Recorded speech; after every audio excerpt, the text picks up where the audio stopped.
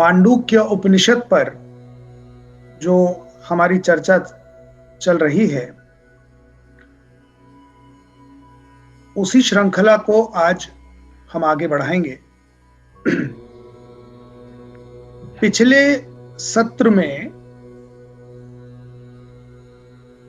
हमने मांडूक्य उपनिषद के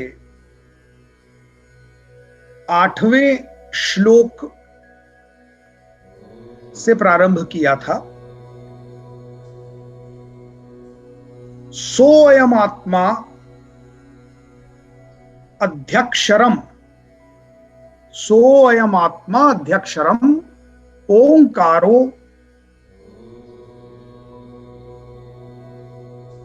अधिमात्रम पादा मात्रा मात्राश्च पादा अकार उकार मकार अति।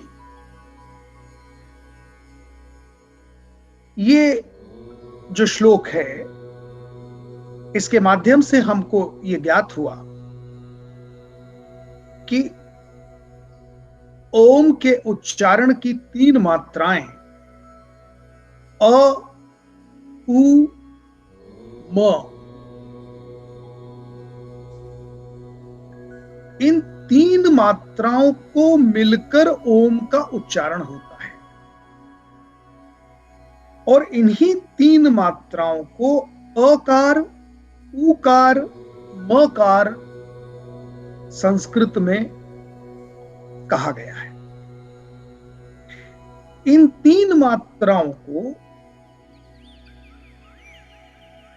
मनुष्य के अस्तित्व की 3 अवस्थाओं से जोड़ा गया है। वो 3 अवस्थाएं हैं जागृत अवस्था, स्वप्नावस्था और सुषुप्तावस्था।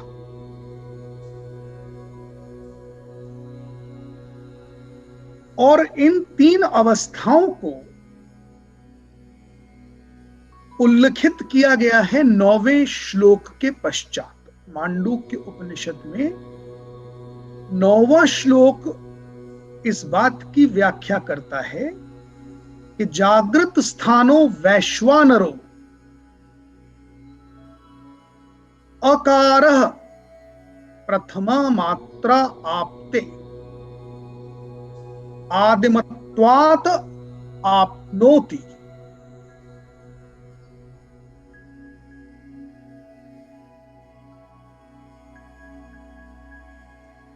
आदिमत्वात् आपनोति सर्वान् कामनादस्य भवति य एवं वेद। अर्थात जागृत अवस्था में खुली आंखों से जिस प्रकृति का दर्शन हम करते हैं, उसे ब्रह्म का वैश्वानर स्वरूप इंगित किया गया है। वैश्वानर का अर्थ मैंने जो आपको बताया कि एक नर के रूप में सारा विश्व, जिसे महाभारत के युद्ध के दौरान अर्जुन को विराट स्वरूप में जो दर्शन दिया गया, वो सारे विश्व को एक नर के रूप में प्रस्तुत किया, इसलिए वो वैश्वानर। और 9वां श्लोक मांडूक्य उपनिषद का कहता है कि जो वैश्वानर है, जो खुली आंखों से दिखाई दे रहा है, जागृत अवस्था में दिखाई दे रहा है, वह इस संपूर्ण सृष्टि का आदि है, अकार है। ओम का अ है, आदि स्वरूप है उस ब्रह्म का, जो आप जागृत अवस्था में दर्शन कर सकते हैं। इसीलिए उसे ब्रह्म के 4 पादों में प्रथम पाद कहा गया है, प्रथमा पादा। इसी प्रकार हमने देखा कि 10वां श्लोक स्वप्न स्थान की बात करता है, जो मनुष्य के अस्तित्व का द्वितीय अवस्था है स्वप्न अवस्था। जब हम बंद आंखों से एक और सृष्टि का दर्शन करते हैं, एक और प्रकृति का दर्शन करते हैं। जागृत अवस्था में जो भी सृष्टि हमको दृष्टिगोचर है वो खुली हुई आंखों से है। स्वप्न अवस्था में वही बंद आंखों से एक नई सृष्टि का निर्माण हम करते हैं। इसीलिए 10वां श्लोक कहता है स्वप्नावस्था तेजस मकार द्वितीया पादा, यानी ओम का जो दूसरी मात्रा है, सॉरी ऊकार दूसरी मात्रा है ऊ।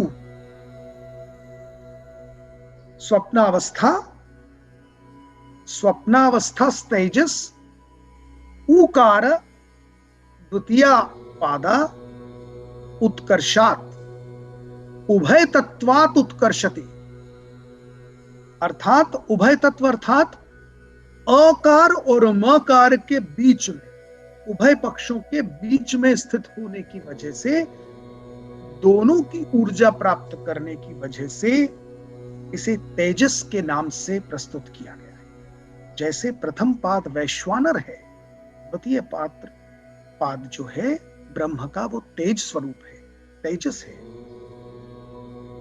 ये जो प्रकृति के दर्शन हमें होते हैं ये बंद आंखों से होते हैं। एक नई सृष्टि का निर्माण होता है और हम इतने खो जाते हैं उसमें कि हम जागृत अवस्था की सृष्टि को विस्मृत कर जाते हैं, भूल जाते हैं। स्वप्नावस्था की सृष्टि एक नए रूप में प्रस्तुत होती है और आपने इस बात का एहसास किया होगा, महसूस किया होगा कि जब कई बार आप एक बहुत प्रबल स्वप्न से बाहर आते हैं तो आंखें खोलने के बाद भी काफी देर तक उस स्वप्न का प्रभाव रहता है। अगर स्वप्न सुखद था तो आप बड़ी देर तक आह्लादित रहते हैं, खुश रहते हैं। स्वप्न यदि दुखद था तो मन खिन्न रहता है, क्योंकि उस सृष्टि से इस सृष्टि में आने में आपको समय लग रहा है। प्रबल स्वप्न देखा है आपने। उत्कर्षात अर्थात प्रथम पाद से उत्कर्ष हुआ है आपका, अकार से ऊकार तक पहुंच गए हैं आप। इसलिए अकार में जो जागृत अवस्था की कामनाएं हैं उनकी पूर्ति होती है। कामनादश्य सर्वान कामना आदिश्य, अर्थात सारी कामनाओं की पूर्ति जागृत अवस्था में होती है, किंतु स्वप्नावस्था में उत्कर्ष होता है। ये चर्चा हमने पिछले सत्र में की थी। अब उसी बात को आगे बढ़ाते हुए जो मनुष्य की तीसरी अवस्था है वो है सुषुप्त अवस्था। सुषुप्त अवस्था को गहन निद्रा अवस्था भी कहा गया है, and we call it deep sleep state in English. Now this deep sleep state is the state of a human existence where not even dreams come into your mind. You are in a deep sleep state. न जागृत अवस्था की सृष्टि दृष्टिगोचर है, न स्वप्नावस्था की सृष्टि दृष्टिगोचर है। गहन निद्रावस्था में आप दोनों प्रकृतियों से परे चले गए हैं। कोई एहसास नहीं है आपको। और ये अवस्था भी आप सबने महसूस की होगी अपने जीवन काल में। जब बड़ी गहरी नींद आ गई तो जैसे ही आंखें बंद हुई, ये जागृत अवस्था की सारी सृष्टि, सारी प्रकृति विलुप्त हो गई। क्योंकि कोई स्वप्न भी नहीं आया, तो स्वप्नावस्था की कोई सृष्टि भी दृष्टिगोचर नहीं है। इतनी गहन निद्रा है कि सारी की सारी इंद्रियां निष्क्रिय हो गई। ना कुछ सुनाई देता है, ना कुछ सूंघने में आता है, ना किसी के स्पर्श का कोई एहसास होता है।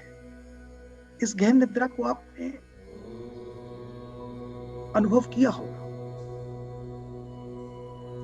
गहन निद्रा के व्यक्ति के सामने ढोल बजे उसे सुनाई नहीं देता। गहन निद्रा हो तो अच्छे से अच्छे पकवान पक रहे हो, उसे खुशबू नहीं आती। कई बार बहुत गहन निद्रा के व्यक्ति को झकझोर के उठाना पड़ता है, वो उठता नहीं गहन निद्रा में। ये जो अवस्था है, चूंकि ये दोनों प्रकार की जो सृष्टि का हम अवलोकन करते हैं, खुली आंखों से जागृत अवस्था में और बंद आंखों से स्वप्नावस्था में, चूंकि गहन निद्रा अवस्था में ये दोनों सृष्टियां विलीन हो जाती हैं।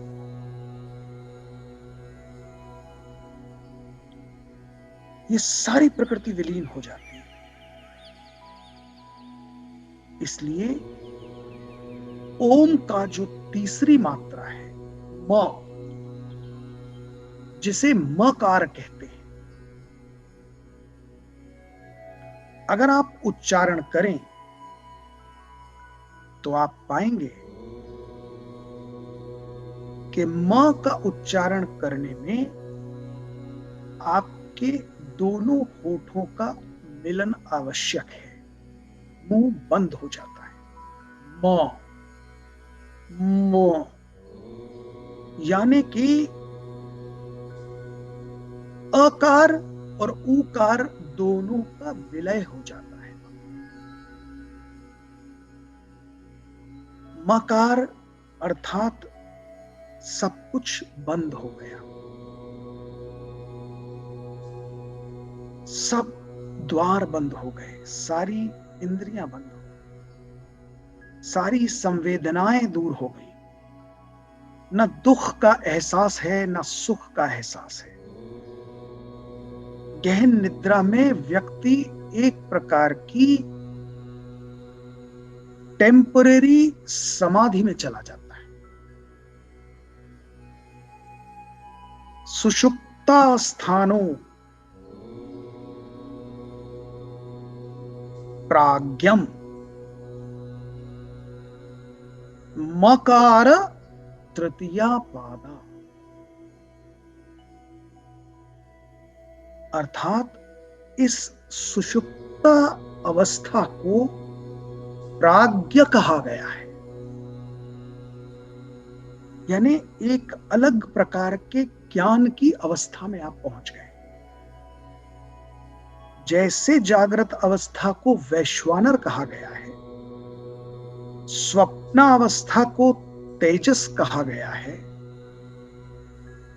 इस सुषुप्त अवस्था को ब्रह्म का तीसरा स्वरूप प्राज्ञ कहा गया है। अर्थात ज्ञान के उस चरम पर पहुंच गए हैं आप, जहां पर आप इंद्रियों के वश से बाहर आ गए। You are out of the clutches of your senses, because the entire problem, all the difficulties with one human existence suffers is due to the senses. Your introduction to the world is through these senses. And in the deep sleep state, you're out of the clutches of those senses. ज्ञान उत्पन्न हो गया है, प्राज्ञ अवस्था है.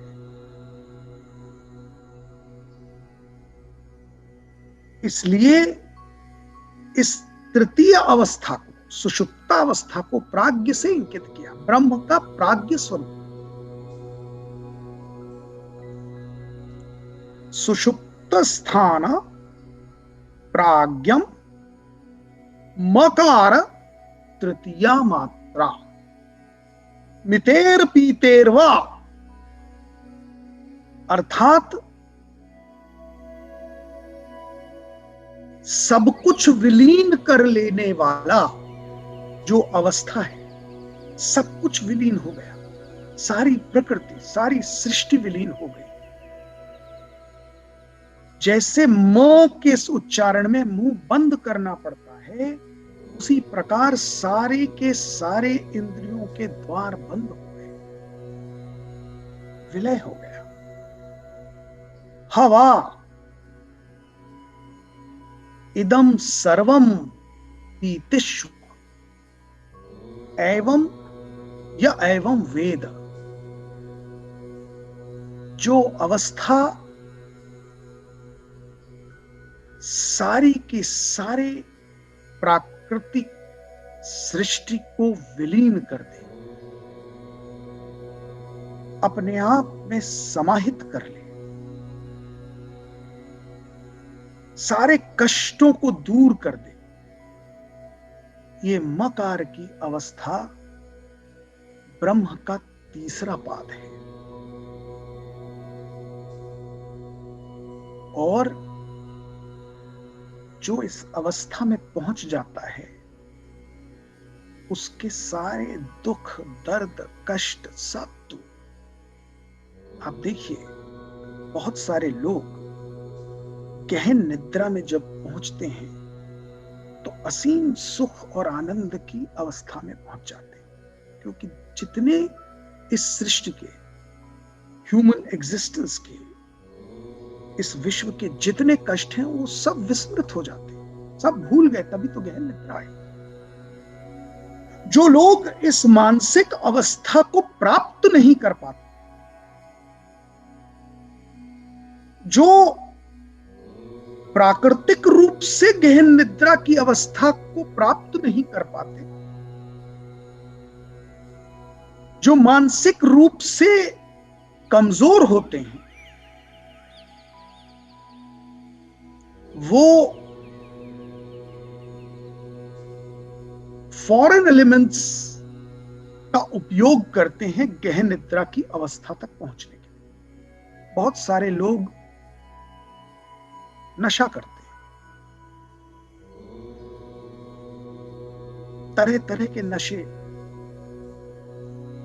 का उपयोग, उपभोग करते हैं कुछ क्षणों की उस गहन निद्रा अवस्था को प्राप्त करने के लिए. क्योंकि वो जो गहन निद्रा अवस्था है वो आनंद की अवस्था है. चलो शराब पी लें, कुछ देर अच्छी नींद आ जाएगी. चलो कुछ भांग खा लें, ड्रग्स ले लें, नींद की गोलियां खा लें,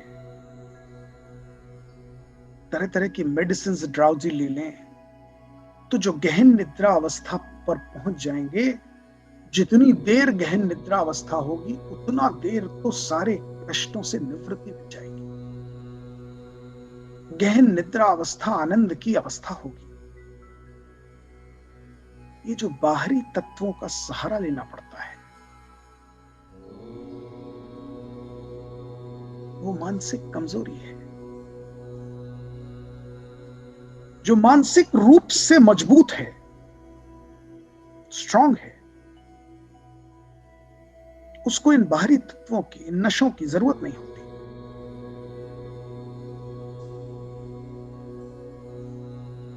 वो ऑटोमेटिकली इस गहन निद्रा अवस्था में पहुंच जाता है. मैं एक कहानी सुनाना चाहता हूं। एक राजा को नींद नहीं आती।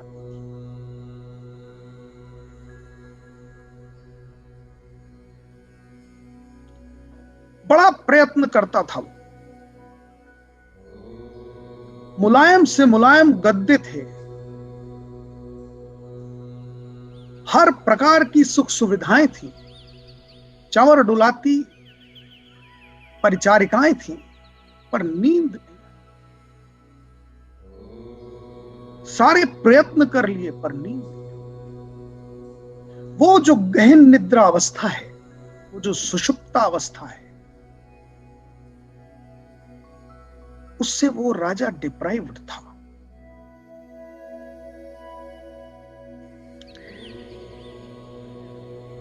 फाइनली परेशान होकर सारे राज्य में ढिंढोरा पिटवा दिया कि जो कोई इस राजा को थोड़ी देर की नींद दिला दे, उसे मुंह मांगा इनाम मिलेगा। कई लोग आए, बड़ा सुलाने का प्रयत्न किया, डोरियां सुनाई, गीत सुनाए, तरह तरह से कंफर्ट्स दिए, पर राजा को नींद नहीं आती थी। वो जो आनंद की अवस्था है, वो उससे डिप्राइव्ड था। एक दिन भटकता हुआ एक साधु उस राज्य में पहुंचा। उसने उस मुनादी को सुना, वो राजा के पास पहुंच गया। उसने कहा, महाराज, मुझे आपके इस प्रॉब्लम का सलूशन पता है। राजा ने कहा, जो बताइए मैं करूंगा, बस मुझे नींद आनी चाहिए। उसने कहा, आपके राज्य के उद्यान में आम का एक वृक्ष है, बस उसी के नीचे आपकी नींद दबी है। राजा ने तुरंत आदेश दिया कि उस आम के वृक्ष के नीचे की जमीन खोदी जाए। ऋषि साधु ने कहा कि महाराज, ये संभव नहीं है।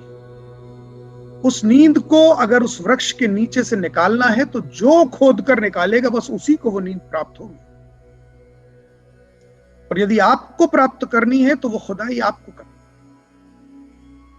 राजा भौचक, अरे मैं तो राजा हूं, मैं कैसे खोदूंगा? साधु बोला, उपाय तो यही है, आप देख लीजिए। मरता क्या ना करता, राजा ने उस आम के वृक्ष के नीचे खुदाई शुरू की। अभी 2 फीट भी गड्ढा खुदा नहीं था। जिस राजा ने कभी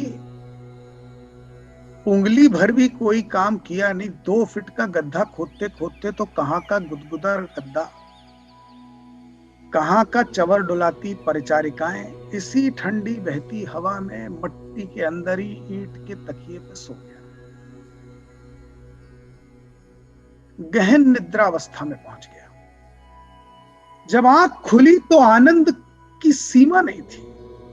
साधु से कहा, चरण पकड़ लिए, महाराज, जो मुंह मांगा इनाम चाहिए आप ले लीजिए। साधु बोला, मुझे कुछ नहीं चाहिए। जहां आपकी नींद दबी थी, मैंने खोद के निकलवा दी।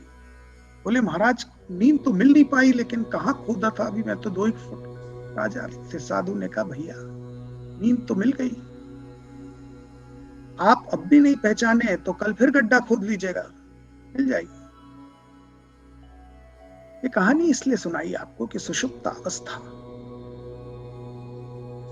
प्राप्त करने के लिए फॉरेन एलिमेंट्स की, नशे की, शराब की, ड्रग्स की जरूरत नहीं। मानसिक रूप से अपने आप को दृढ़ बनाइए, संकल्प शक्ति को बढ़ाइए। सुषुप्त अवस्था स्वयमेव आप पर हावी होगी। और ये याद रखिए, मांडूक्य उपनिषद के इस ज्ञान को समझिए। सुषुप्त अवस्था टेम्पररी आनंद की अवस्था है, परमानेंट नहीं। It's a temporary state of bliss. Why this is the temporary state of bliss? Because all the troubles of this world disappear. All the problems which a human existence faces, they evaporate. because you have left the world temporarily. There's no world before your eyes, neither the Jagrat Avastha nor the Sapna Avastha. You've transcended both these stages. And that is what is the beauty of Sushupta Avastha. And that is why Mandukya Upanishad states, Sushupta Sthano Pragyam. Pragyam अर्थात ज्ञान, प्राज्ञ अर्थात ज्ञान, ब्रह्म का तीसरा पाद, तीसरा चरण। ये टेम्पररी आनंद जो आपको प्राप्त हो रहा है, इस ज्ञान से आप ओतप्रोत होते ही ये समझ जाते हैं कि the moment I am cut off with my senses which connect me to this world, my problems disappear. This knowledge is pragya. This knowledge is the third stage of Brahma. तृतीया पादा, मकार तृतीया पादा, ओम की तीसरी मात्रा, मकार, मितेर पीतेर व मिनोति, अर्थात विलीन हो गया सारा का सारा संसार, विलीन हो गया।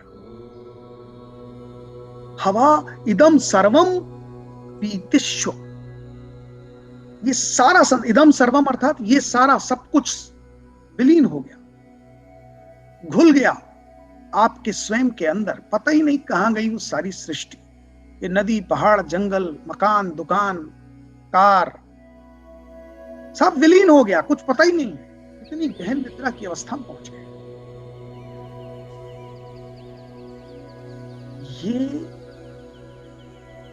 ब्रह्म का तृतीय पाद है। ये आनंद की क्षणिक अवस्था है।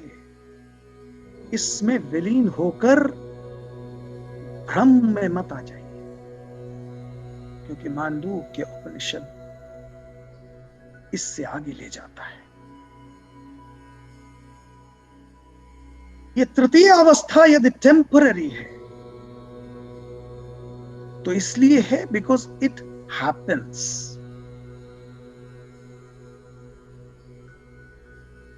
सुषुप्ता अवस्था की गहन निद्रा आप पर हावी हो जाती है।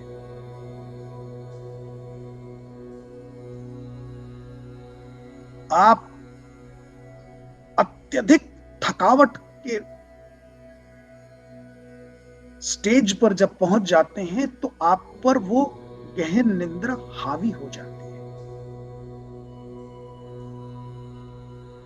किंतु जो ब्रह्म का चतुर्थ पाद है, the fourth stage of the human existence, जिसे जागृत स्थान, स्वप्नावस्था, सुषुप्तावस्था के भी परे, when you transcend all these three stages and you reach that fourth state, which is called Turiya Avastha. That Turiya Avastha is the stage of permanent bliss. That is permanent bliss because you are making an effort to acquire it. The difference between Sushupta Avastha and Turiya Avastha is Sushupta Avastha happens to you. You're not doing anything to achieve it. It happens to you. Whereas Turiya Avastha, you will have to put a constant effort to achieve. You have to acquire that stage.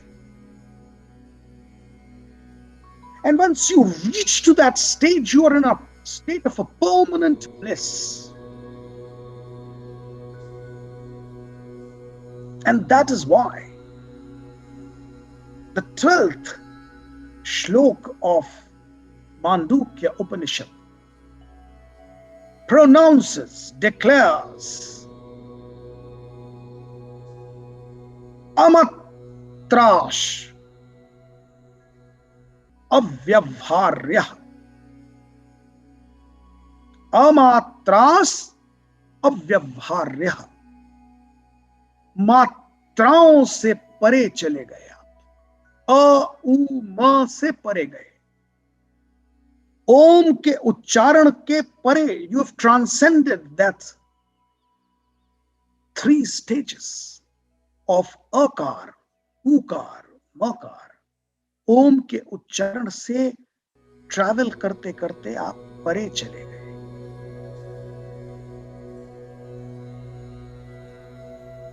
उच्चारण भी विलीन हो गया। There is no sound. There's absolute quietness, total silence. The stage of absolute calm, poise, equanimity. That is the 4th stage, the Turiya Avastha. Nothing disturbs you. Nothing can steal the peace of your mind. No event, no person, no property can make even a slightest of disturbance in your mind. You've transcended these 3 stages. There's absolute मौन। ओम के पश्चात का मौन, अ उ म के उच्चारण के पश्चात का मौन, जिस ध्यान की अवस्था में सारे उच्चारण विलीन हो गए, कुछ सुनाई नहीं दे रहा, कुछ दिखाई नहीं दे रहा, कुछ महसूस नहीं हो रहा, उस अवस्था को तुरीय अवस्था कहते हैं। अमात्राश अव्यवहार्य प्रपंचोपशमः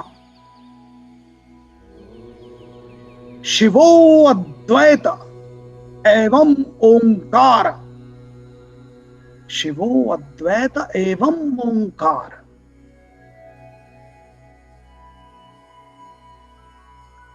अद्वितीय अवस्था है, शिव की अवस्था है, शिवो अद्वैत, जहां ओंकार का स्वर भी विलीन हो गया है। ना कुछ सुनाई दे रहा है, ना दिखाई दे रहा है, ना सूंघने में आ रहा है, ना टच से कोई, सारी सेंसर्स, सारी इंद्रियां, sensory system has all been shut, closed totally,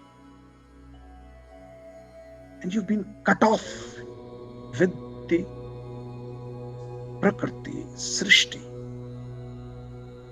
and that is the stage of the permanent bliss, because सारा लोभ समाप्त हो गया, मोह समाप्त हो गया, ईर्ष्या, मत्सर समाप्त हो गया,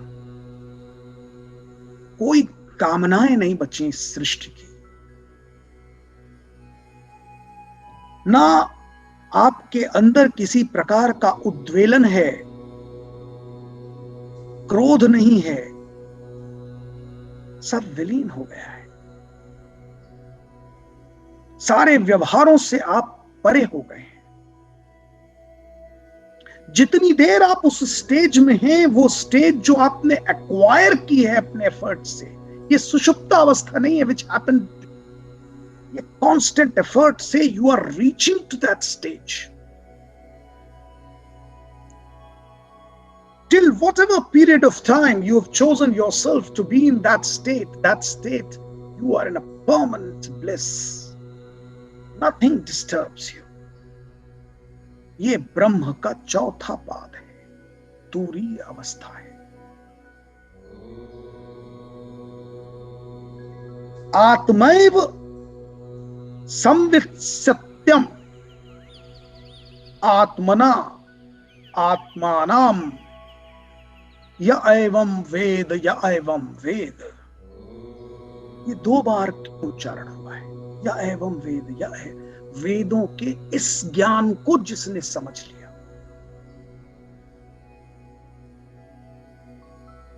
वेदों के इस मर्म को जिसने हासिल कर लिया, जिसने उस स्टेज को एक्वायर कर लिया,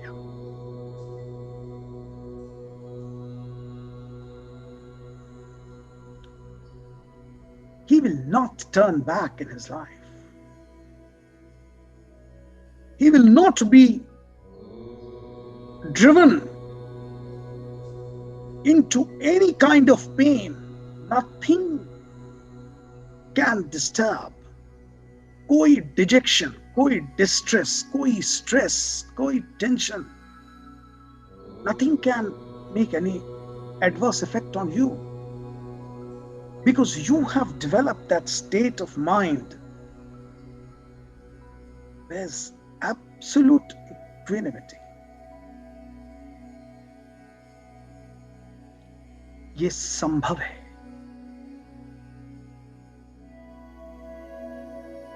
ये जो अवस्थाएं मांडूक्य उपनिषद आपके लिए प्रस्तुत करता है, ये कोई असंभव अवस्थाएं नहीं है। प्रत्येक मनुष्य के लिए ये संभव है। आवश्यकता दृढ़ संकल्प की है। हमारा संकल्प दृढ़ नहीं रह पाता। भ्रम की स्थिति हमको इतनी जल्दी डिस्टर्ब करती है। ये जो माया है, ये हम पर इतनी क्विकली हावी होती है। माया, मैंने आपको पिछले सत्रों में बताया, मां या, मां अर्थात नहीं, या अर्थात ये जो कुछ दृष्टिगोचर है ये नहीं है। साक्षी भाव उत्पन्न कीजिए। सिनेमा की तरह से ये सारी सृष्टि चलचित्र की भांति आपके सामने प्रस्तुत है। ये सब क्षणिक है। There's nothing permanent. There's nothing permanent, nor you are permanent. आप स्वयं भी तो परमानेंट नहीं है, और आप स्वयं के अस्तित्व को तो छोड़िए, आपके जीवन काल के स्टेजेस भी तो परमानेंट नहीं। यानी एक जीवन की कई अवस्थाएं भी तो परमानेंट नहीं है। बाल्यकाल में जैसी शारीरिक संरचना थी आपकी, आज नहीं है। बाल्यकाल में जो मानसिक सोच थी, आज नहीं है। बाल्यकाल में जो व्यवहार, जो आचरण था, आज नहीं है।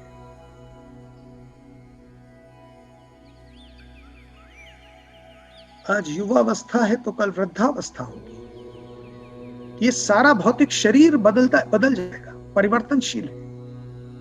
मानसिक अवस्थाएं बदल जाएंगी, सारा आचरण, सारा व्यवहार बदल जाएगा। कहां कुछ परमानेंट है? तो किस भ्रम में, किस माया में फंसे हैं? There's nothing permanent, and that is why a situation facing you today will also disappear. Even that is not permanent.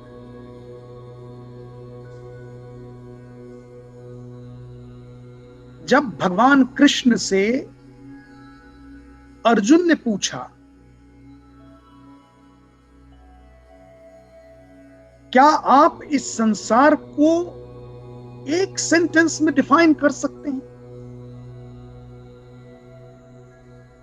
Prabhu, can you define this whole world into one sentence? The whole life, the whole human existence into just one sentence? And Krishna said, of course I can. He said, can you define the state of happiness, the state of sadness, the state of anger, the state of karuna. He said, yes, of course I can. In just one sentence. And when Arjuna asked, what is that sentence? Krishna said, this will also pass. यह भी बीत जाएगा. ये जीवन का सत्य है. एक सेंटेंस यदि आप स्वयं को रिमाइंड करते रहें, चाहे आप खुशी के 7वें आसमान पर हों या दुख के गहरे सागर में डूबे हों, remember the truth of life. ये भी बीत जाएगा. This will also pass because nothing is permanent in this world. You have to simply remind yourself. और जैसा कि ईशावास्य उपनिषद में हमने देखा था, awake, arise, stand up to every situation. This will all pass. Nothing remains permanent in this world. Not even the world remains permanent.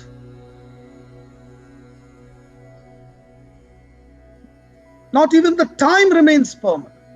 The human existence is not permanent. This environment is not permanent. Nothing is permanent. Everything remains. ये भी बीत जाएगा. तो जब आप उस stage पर पहुंचते हैं, आप अपने ब्रेन को इतना स्ट्रांग बना लेते हैं कि नथिंग डिस्टर्ब यू. ये आप रिमाइंड करते हैं कि this is also a temporary phase, this is also not going to be permanent of my life, this will also pass. ये भी बीत जाएगा. When you remember this,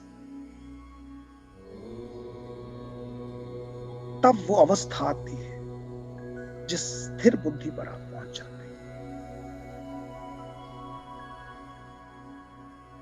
और वो स्थिर बुद्धि जहां पहुंची, वही तुरीय अवस्था है.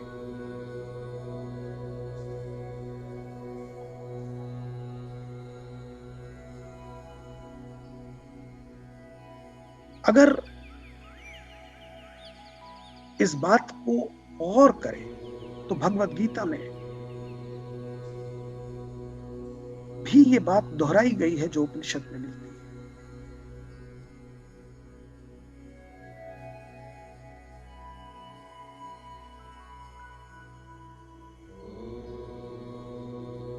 कृष्ण ने स्वयं अपने मुंह से ये बात कही है.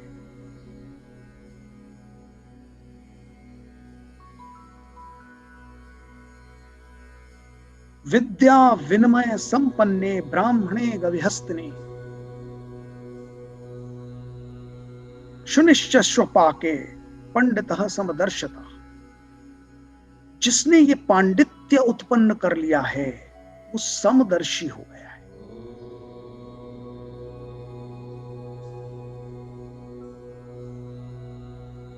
जो विद्या से संपन्न है, विद्या विनयम संपन्न है, शुनिश्च श्वपाके, समदर्शी हो जाता है. ना अत्यधिक आनंद में वो आह्लादित होकर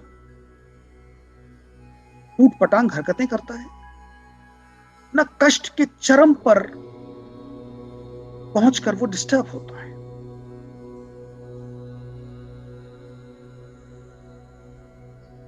एक बैलेंस उत्पन्न होता है. Because the person realises this is going to pass. इसका सबसे बढ़िया एग्जाम्पल है स्पोर्ट्स का फील्ड, चाहे फुटबॉल हो या क्रिकेट हो. जब कोई क्रिकेटर सेंचुरी बनाता है, चंद क्षणों के लिए बैट उठाकर ऑडियंस के क्लैप्स को धन्यवाद देता है, फिर से स्टैंस लेता है और जीवन के नए संघर्ष की तरह से वापस अंपायर से गार्ड लेकर आगे की बैटिंग शुरू कर देता है। फुटबॉलर गोल करने के बाद उछलता कूदता ग्राउंड का चक्कर लगाता है, ऑडियंस की तालियों को एक्सेप्ट करता है और फिर अपने स्पोर्ट्स को कंटिन्यू करता है। कहीं देखा है आपने कि एक सेंचुरी बना ली तो बस लोटी लगा रहे हैं, आगे बैट उठा ही नहीं रहे, क्रीज पे आ ही नहीं रहे, लोग कह रहे भाई आगे का गेम, अरे बस बस अब हो गया, अब क्या करना है। ऐसे तो होता नहीं।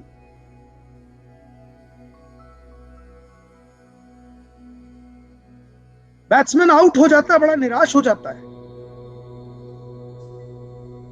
वापस पवेलियन में चला जाता, अगले मैच की तैयारी करता है।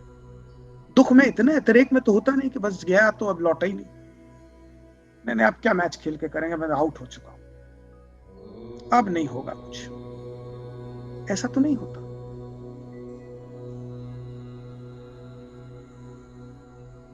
आपने बहुत सारे स्पोर्ट्स के बाद के इंटरव्यूज सुने होंगे।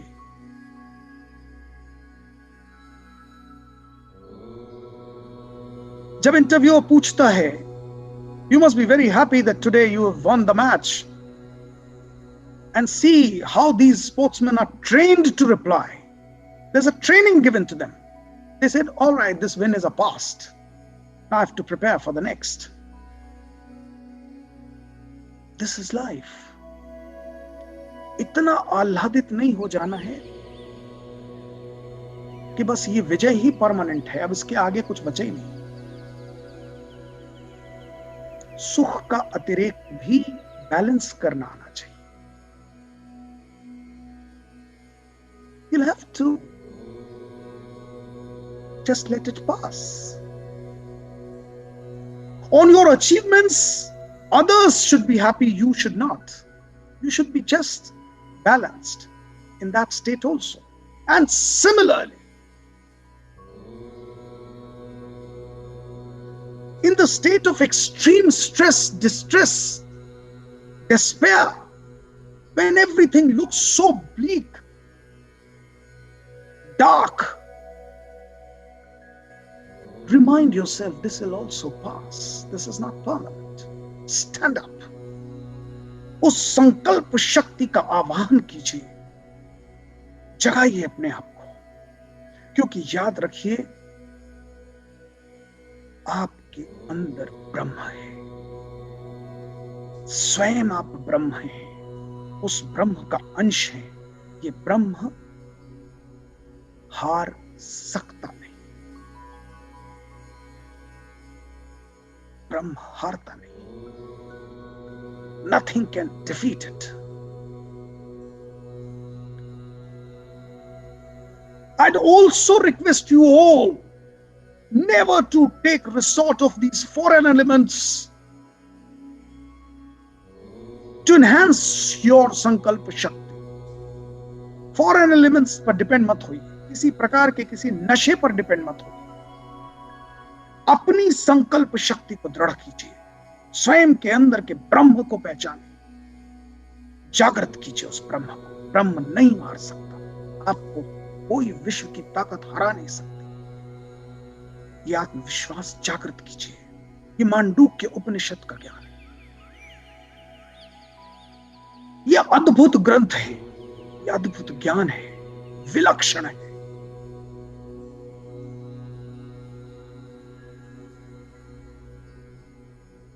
ये सदियों से है और सदियों तक रहेगा, इसीलिए सनातन है, निरंतर है। ये समाप्त नहीं हो सकता, because something which is a universal truth will remain the truth.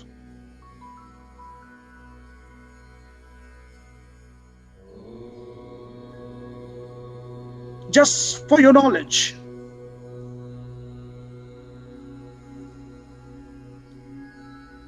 there's nothing in the world called darkness.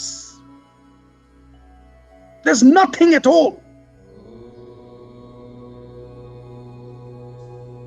If you or any of you is a student of science, will endorse this point which I'm making.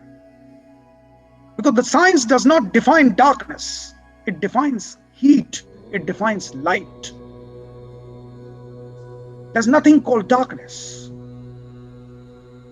Darkness is only the absence of light. There's nothing called cold. Cold is only the absence of heat. Because if you have ever read any science, you will realize science defines light and heat, not cold and dark. तो जब जिस चीज का अस्तित्व ही नहीं है विश्व में, तो वो आपके दिमाग को घेर कैसे पा रहा है? क्यों आपके दिमाग में इतना अंधकार है? क्यों आपके अंदर वो वार्मथ नहीं है? वो कोल्डनेस क्यों आ रही है? क्यों निराशा घेर रही है? इस सृष्टि में ब्रह्म के द्वारा निर्मित न तो डार्कनेस है, न कोल्ड है. As only heat and light, which is indicated by Aditya, सूर्य, भास्कर.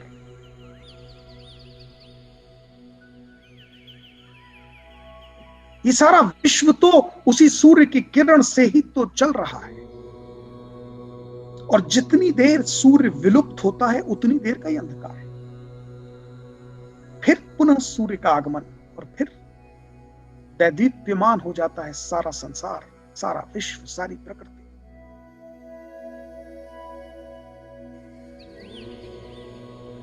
वो सारी ऊर्जा जिससे ये सारा विश्व चल रहा है, वो ब्रह्म है, वो भास्कर है, वो आदित्य है. अपने इस मस्तिष्क को, अपने इस अस्तित्व को उस प्रकाश से, उस वार्मथ से भरिए. There's no reason for you to feel despair, distress, dejection. Because all this despair, stress, tension is the absence of that knowledge. This is the absence of that light which is surrounding you by this coldness, by this darkness. जिसको ये ज्ञान हो गया, अमात्रा अव्यवहार्य प्रपंचो शमः, सारे प्रपंचों से परे ज्ञान का सूर्य जहां प्रकाशित हुआ, सारा अंधकार मिट जाएगा. ये निराशा का अंधकार दूर हो जाएगा. कोई कारण नहीं है निराश होने का.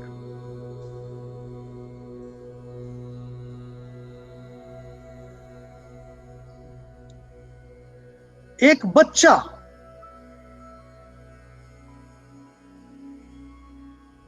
अपने पिता के पास पहुंचकर कहने लगा,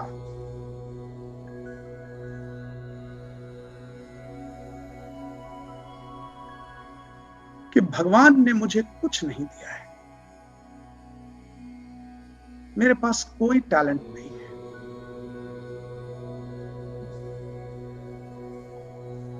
मैं किसी को कुछ नहीं दे सकता, मैं क्या करूं?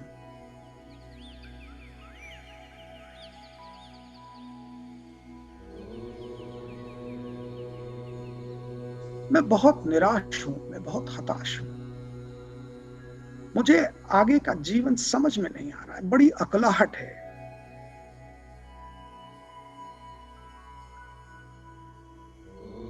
पिता ने मुस्कुराते हुए कहा, क्या तुम थोड़ी देर के लिए आंखें बंद कर सकते हो? बच्चे ने आंखें बंद की. पिता ने क्या क्या दिखाई दे रहा है? बच्चा बोला, कुछ नहीं, अंधकार ही अंधकार है. पिता ने कहा, आंखें खोलो. बच्चे ने आंखें खोली तो सारी प्रकृति पुनः दृष्टिगोचर हो गई. पिता ने कहा, कानों पर हाथ रखो. कुछ सुनाई दे रहा है? बच्चे ने कहा, साहब कान ही बंद हो गए तो क्या सुनाई देगा? पिता ने कहा, अब हाथ हटाओ, सुनो. तो चिड़ियों की चहचहाट सुनाई देने लगी।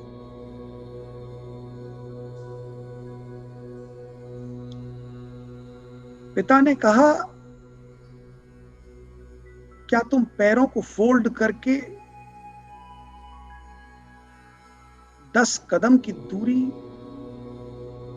तय कर सकते हो? बच्चे ने पैर फोल्ड किए, घिसट घिसट के 10 कदम की दूरी तय की। पिता ने कहा, अब खड़े होकर वापस आ जाओ। बच्चा वापस आ गया। पिता ने कहा, जाते समय कितना समय लगा और लौटते समय कितना समय लगा? बहुत फर्क था। जाते समय कुछ कष्ट हुआ, लौटते में कोई कष्ट नहीं।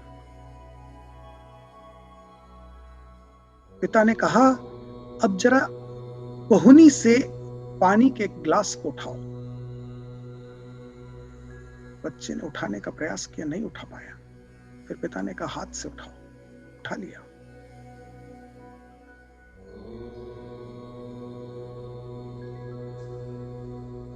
पिता ने कहा, एक रोटी का टुकड़ा सीधे मुंह में डालकर निगल जाओ, बिना चबाए। बच्चे ने प्रयास किया, बिना चबाए रोटी का टुकड़ा अंदर नहीं जा रहा था। फिर पिता ने कहा, चबा कर देखो। चबाया, बड़ी आसानी से चला गया। बच्चा समझ नहीं पा रहा था कि ये सब क्यों करा रहे हैं पिता। जब बच्चा तंग हो गया तो उसने कहा कि मैं तो आपके पास अपना कष्ट लेकर आया था, आप मुझे और कष्ट दे रहे हैं। पिता ने कहा, मैं तुम्हें कष्ट नहीं दे रहा हूं, मैं तुम्हें एहसास दिला रहा हूं उस ब्रह्म की गिफ्ट्स का। पहचानो कितनी शक्तियां तुम्हारे अंदर हैं। ये आंख जिससे सारे संसार को देख सकते हो, इसमें घटित होने वाली घटनाओं का ज्ञान प्राप्त कर सकते हो। इन कानों से सारी ध्वनियां सुन सकते हो।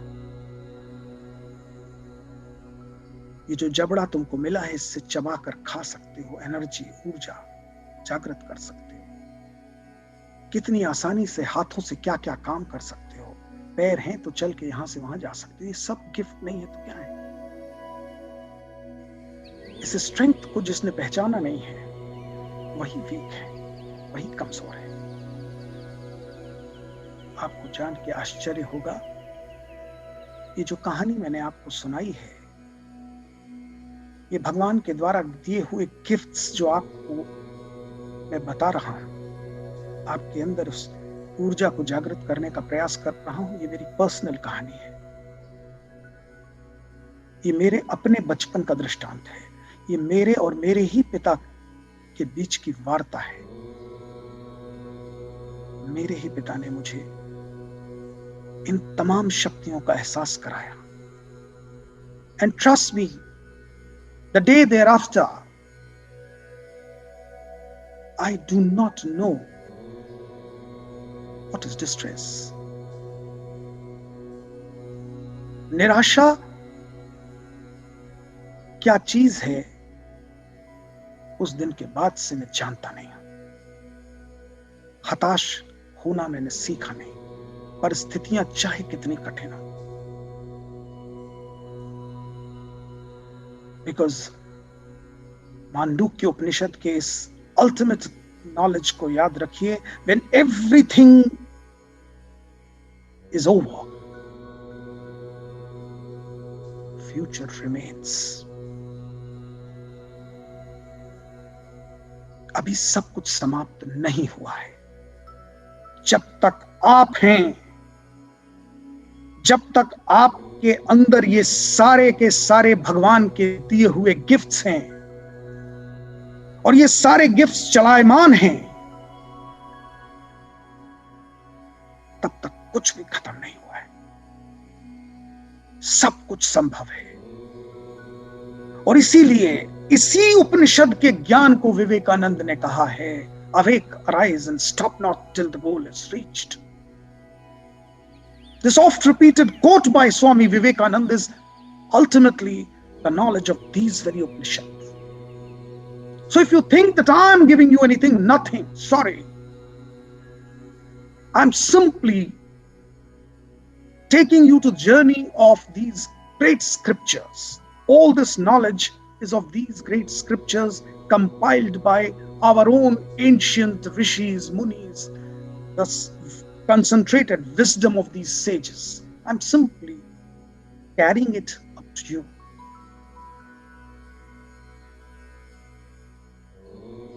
तो इस ब्रह्म के चार पादों के ज्ञान से आह्लादित होकर ऊर्जा को उत्पन्न करके उस भास्कर की तरफ देखिए जो चंद घंटों के लिए अस्त होता है, उसकी एब्सेंस से डार्कनेस होती है और पुनः उपस्थित होते ही सब कुछ प्रकाशवान हो जाता है, दैदीप्यवान हो जाता है। इसी प्रकार when there is an absence of knowledge, then there is darkness. When there is absence of heat, then there is cold. The man who has that power of knowledge never feels distressed. He stands up once again. जीवन के इस summer में कई बार पटखनी खानी पड़ती है, पर धूल छोड़कर खड़े हो जाइए।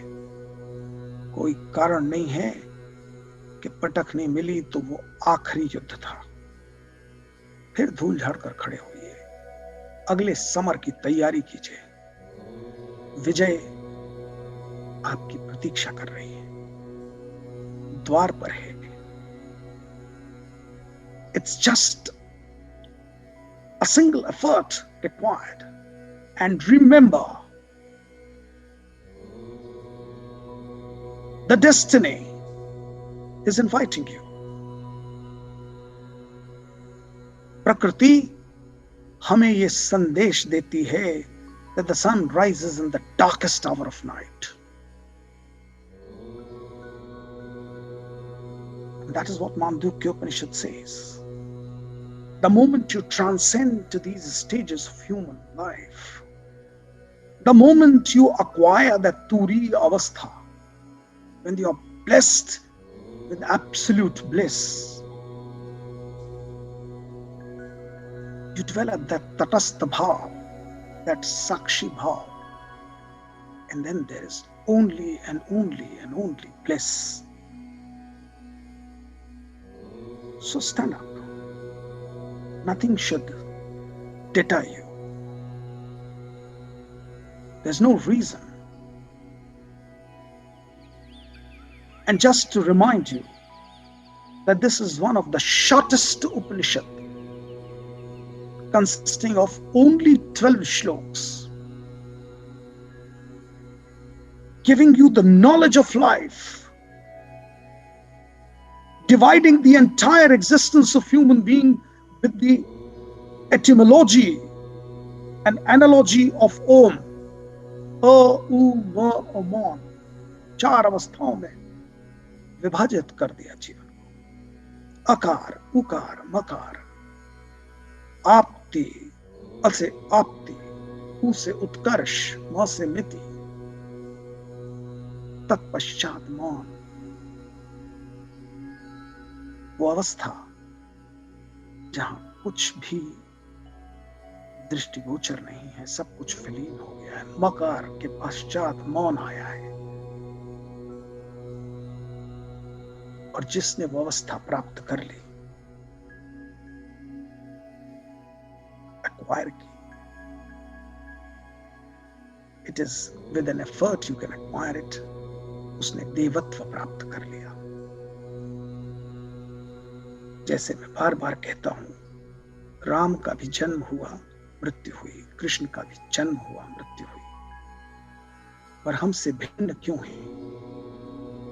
क्योंकि उन्होंने ये तीन अवस्थाओं को पार करके तुरीय अवस्था प्राप्त की, and they lived life.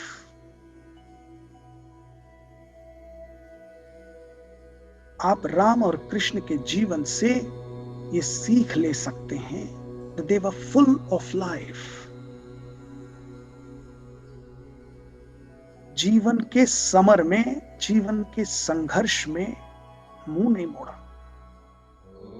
वो राम है, वो कृष्ण है। ये दृष्टांत हैं। जो लोग ये कहकर अपने आप को छलावा देते हैं कि अरे वो तो राम थे, वो तो विष्णु का अवतार थे, वो तो कृष्ण थे, मैं कहां हूं उनकी बराबरी करने वाला, तो शायद आप भूल रहे हैं कि वो अवतार पुरुष बन गए। जीवन में कौन सा ऐसा संघर्ष है जो उन्होंने नहीं किया? राम का जन्म उठाकर देखिए, कृष्ण का जन्म उठाकर देखिए, कौन सा ऐसा संघर्ष ह्यूमन लाइफ का है जो उन्होंने नहीं किया? और उनकी तुलना में कौन सा ऐसा संघर्ष आप कर रहे हैं जिसे आप पार नहीं पा सकते?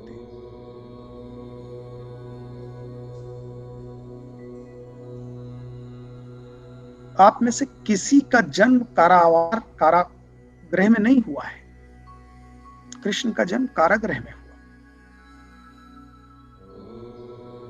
Born with the problem, born in a difficulty. और राम का जन्म तो महल में हुआ, लेकिन जीवन यापन महल में नहीं हुआ।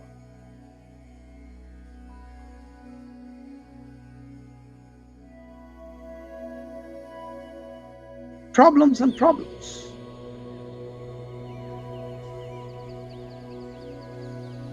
वनवास हुआ तो भी चैन नहीं।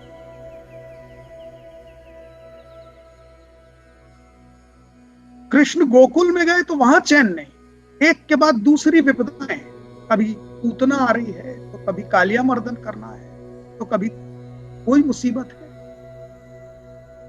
देखिए ना, ट्रबल से भरी हुई lives. Still, why these stories are inspiring?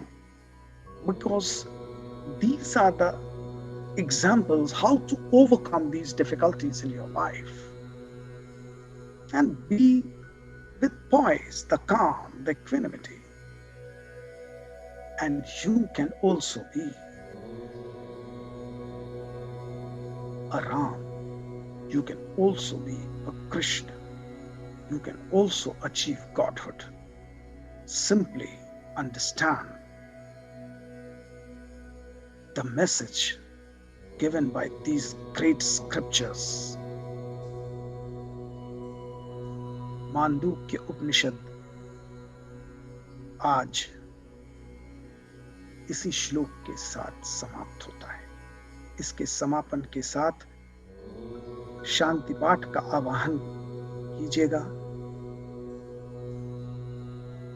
मुझे आशा है कि जब हमने मांडूक्य उपनिषद का प्रारंभ किया था तो मैंने आपको मांडूक्य उपनिषद के शांति पाठ से अवगत कराया था। ओम भद्रम कर्णेभिः शृणुयाम देवा, भद्रम पश्येमाक्षभिर्यजत्राः, स्थिरैरङ्गे स्तुष्ट्वांस स्तनूभिर्व्यशेम। ये शांति पाठ आवश्यक है,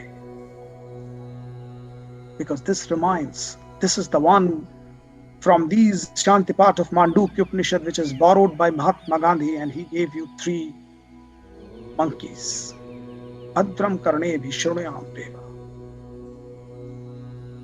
हे प्रभु, हे ब्रह्म, मुझे वो शक्ति दो कि मैं सिर्फ अच्छा सुनूं। भद्रम पश्येमाक्षभिर्यजत्राः, मैं अच्छा ही देखूं। स्तुष्टुवांस स्थिरैरमंगे, सारे मेरे अंग प्रत्यंग पुष्ट हों, हृष्ट हों। देवहितम यदायु, और मेरी सारी आयु सत कार्य में लगे। किसी के साथ छल न करूं, कपट न करूं, किसी को धोखा न दूं, सदैव सत्य के मार्ग पर चलूं। देव हितम यदायु, ये सारी आयु लोगों के हित में लगे। इस शांति पाठ के साथ आप सबको शत शत नमन, प्रणाम।